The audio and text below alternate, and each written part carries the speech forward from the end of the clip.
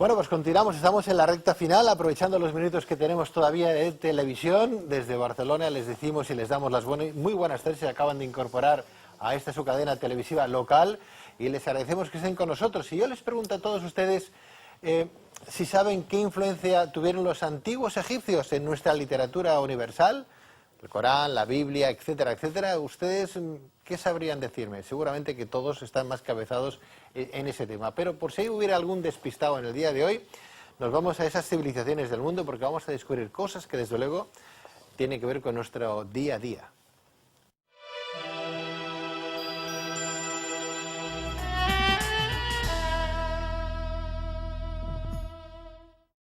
Pues vamos a hablar con nuestro buen invitado, el doctor Yogari Pujol, doctor en teología, doctor en textos bíblicos por la Universidad de Estrasburgo, que hoy ha tenido el honor y la amabilidad de acercarse para hablar de esa literatura universal y de dónde viene esa literatura. Doctor Pujol, muy buenas tardes y bienvenido.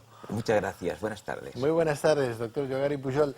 Hablamos de esa influencia de los textos antiguos, por ejemplo. ¿Qué textos antiguos se ven reflejados no sé, en la Biblia, por ejemplo?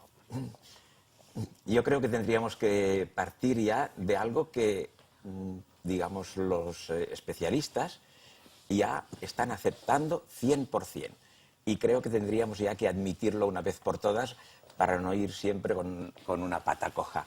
O sea, el Antiguo Testamento, hoy, después de los estudios que se han hecho a nivel arqueológico y a nivel lingüístico, e histórico, hoy podemos afirmar, y yo diría tenemos que afirmar, que el Antiguo Testamento es una obra literaria. O sea, que la historia del pueblo de Israel es una historia literaria. Esto es muy serio. No una historia real. No. O sea que la historia real sería poquísima. Por ejemplo, que David ha existido, dicen que sí. Que Salomón ha existido, que sí. Pero de toda su gloria y de todo su imperio y de todo lo que nos han contado que está escrito en la Biblia, pues saquen el 80% en esto. Y en cambio, en otros personajes, el 100%. Por ejemplo, la historia de Moisés. Este personaje Moisés, ya no digamos de Abraham, pero Moisés, pues la historia, hoy sabemos que no ha existido, simplemente no ha existido. Es una obra, es un personaje creado literariamente. ¿Qué me dices, doctor? Esto es fantástico, ¿no?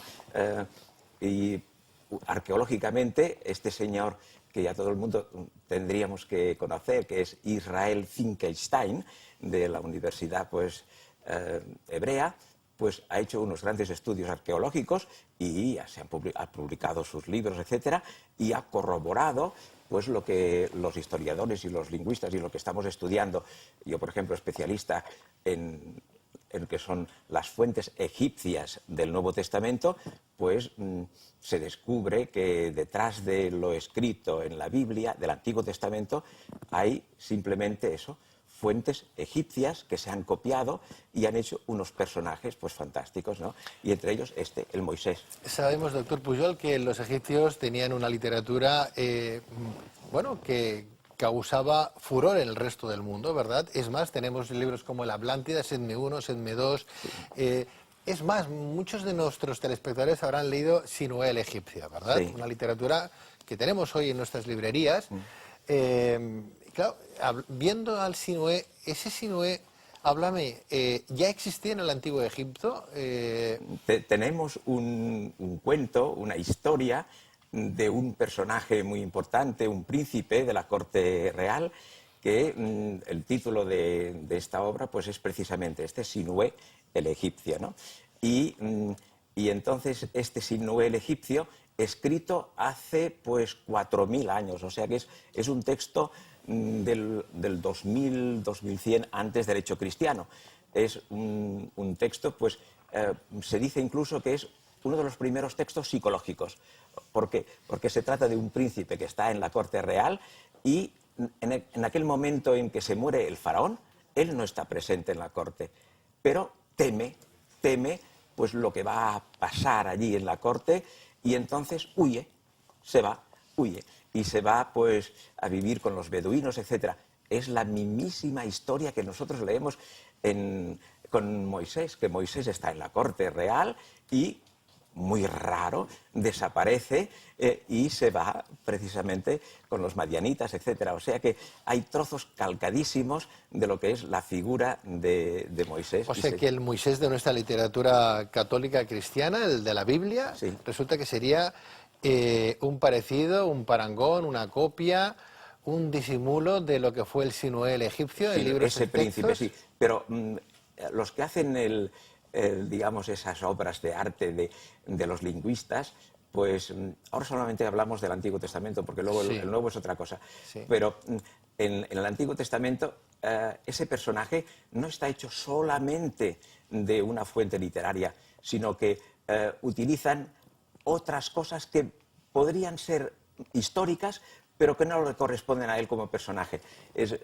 Tenemos una lista de cosas que habrá hecho Moisés, pero los especialistas en historia dicen, qué curioso, esto no corresponde a este señor, sino que es de 400 años antes, o, en fin, bueno, después de él, porque lo situamos en el año 1200, pero cosas que el Antiguo Testamento no se escribió en aquel momento, pues a los 1200 años del hecho cristiano, sino que hoy sabemos también que todo es posterior al reino de Josías del año 600 y tal. O sea que todo el Antiguo Testamento está escrito después del año menos 600.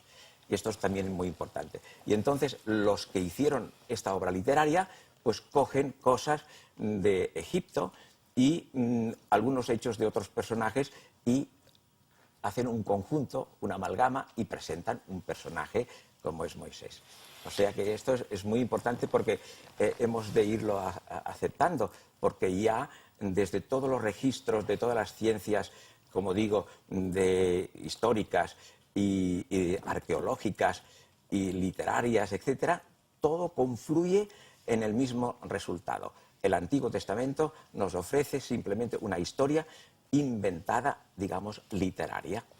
Doctor Pujol, ¿te parece bien? Lástima que hoy podríamos estar hablando contigo muchísimo más tiempo, pero no tenemos más tiempo, pero se me ocurre que podríamos escalonar de alguna manera, repartir, realizar acortes o parcelar, ¿verdad?, este discurso tuyo. ¿Qué te parece si vienes la semana que viene y nos hablas del Antiguo Testamento nuevamente, de esas fuentes egipcias, y vamos un poco recuperando la historia hasta acabar en el Nuevo Testamento, los Evangelios, cuándo fueron escritos, y les explicamos a todos nuestros telespectadores esa visión que tú tienes, por ejemplo, y que tienen muchos investigadores, la propia arqueología, de los hechos esos que hoy nos están relatando, los que nos explica la propia Iglesia, y que a veces tendríamos que medir con mucha lupa. Yo no tengo ningún inconveniente, al contrario, pues vivo para eso, para dar a conocer lo que creo que nos puede beneficiar en muchos aspectos, aspectos culturales y aspectos espirituales. Pues doctor Jogari Pujol, gracias. La semana que viene te espero y empezamos a hablar en esta pequeña charlas entre amigos de este pequeño. Vamos a hacer un pequeño curso televisivo. Gracias, gracias doctor. A ti.